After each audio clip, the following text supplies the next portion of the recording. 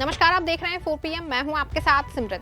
बिहार में नीतीश कुमार के मामले पर बीजेपी ने एक बार फिर से यू टर्न ले लिया है। वहीं बिहार में ये सवाल सबसे अधिक पूछा जा रहा था कि एनडीए में, जिसमें कई पार्टियां शामिल हैं, मुख्यमंत्री पद का चेहरा आखिर कौन होगा और किसकी अगुवाई में भारतीय जनता पार्टी बिहार विधानसभा चुनाव लड़ेगी।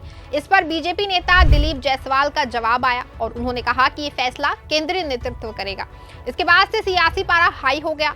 इसके बाद बिहार की राजनीति में एक नया मोड़ आया है। बिहार बीजेपी ने बड़ा फैसला करते हुए नीतीश कुमार की अगुवाई में ही बिहार विधानसभा चुनाव लड़ने का फैसला किया है।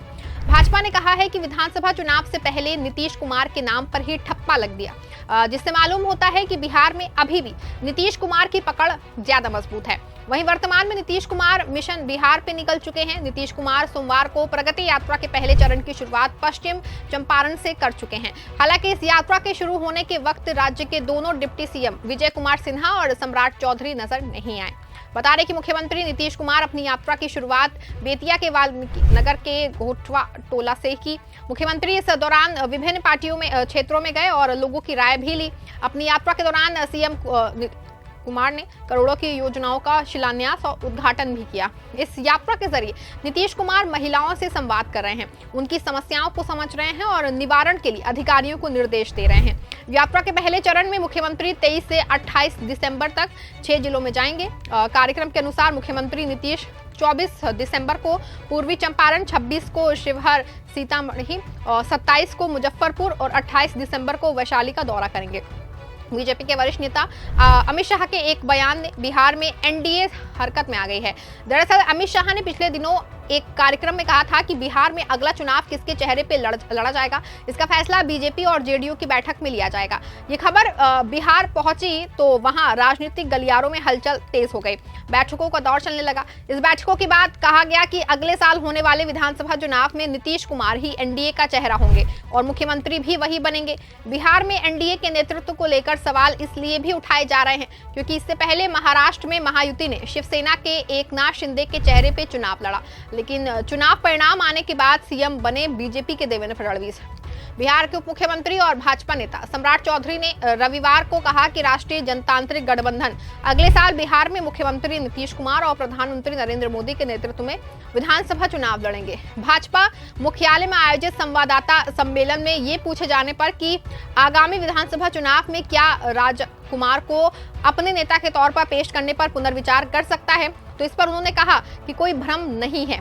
दरअसल बिहार में बीजेपी ये जानती है कि एनडीए के लिए नीतीश कुमार अनिवार्य है, इसीलिए चुनाव से पहले वो ऐसा कोई कदम नहीं उठाएगी जिससे वो नाराज हो जाएं।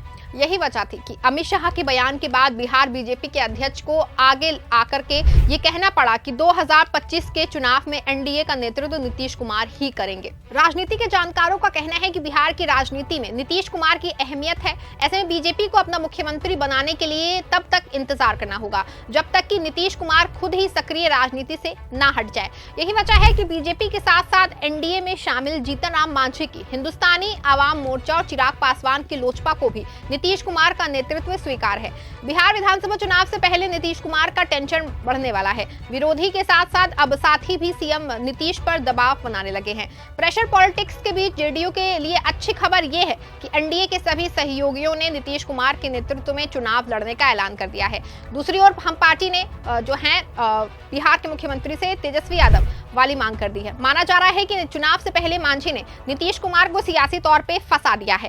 दरअसल हिंदुस्तानी आवाम मोर्चा पार्टी ने सोमवार को दिल्ली में अपनी कार्यकारिणी की बैठक की। इस बैठक में पार्टी ने साफ कह दिया है कि वो आने वाले चुनाव एनडीए के साथ ही लड़ेगी। चुनाव प्रधानमंत्री नरेंद्र मोदी और बिहार के मुख्यमंत्री नीतीश कुमार के नेतृत्व में लड़ा जाएगा। बैठक में बिहार और दिल्ली विधानसभा चुनाव की तैयारी पर भी बात हुई। इस बैठक में पार्टी ने कई अहम प्रस्ताव भी पारित किए हैं, जैसे माता सबरी योजना बिहार में लागू करना और युवाओं को बेरोजगारी भत्ता देना।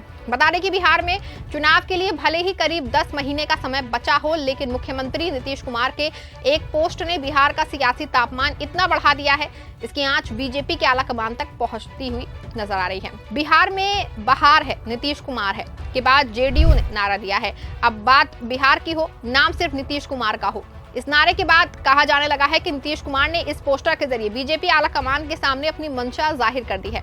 दरअसल नीतीश कुमार प्रगति यात्रा पे हैं और उन्होंने इस यात्रा की शुरुआत उसी चंपारण से की है जहां से महात्मा गांधी ने अपना पहला सत्याग्रह किया था। यहीं से प्रशांत किशोर ने भी जनसुराज की अपनी यात्रा शुरू कर दी थी।